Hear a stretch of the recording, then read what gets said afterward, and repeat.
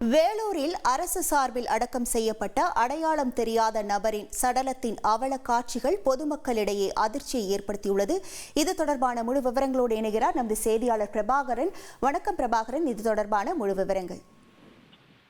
வேலூர் மாவட்டம் காட்பாடி பக்கத்தில் இருக்கக்கூடிய வள்ளிமலை சாலையில கடந்த ஒரு மாதத்துக்கு முன்னாடி ஏற்பட்ட ஒரு சாலை விபத்துல அடையாளம் தெரியாத ஒரு நபர் உயிரிழந்திருக்காரு.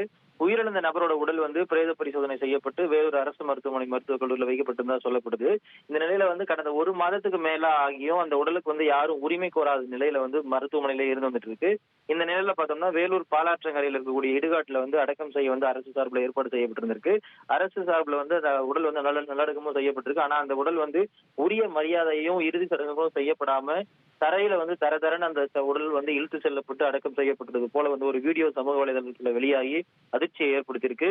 இறந்து போய் அதாவது இந்த மாதிரியான உரிமை கோராத உடல்கள் அரசு சார்பில் அடக்கம் செய்யப்படும் போது அந்த உடலுக்கு முறையான இறுதி சடங்கு செய்து நல்ல முறையில் அடக்கம் செய்யணும் அப்படிங்கிறது பொதுமக்களுடைய கோரிக்கையா இருக்கு. செய்திகளை உடனுக்குடன் தெரிந்து கொள்ள உடனே சப்ஸ்கிரைப் பண்ணுங்க.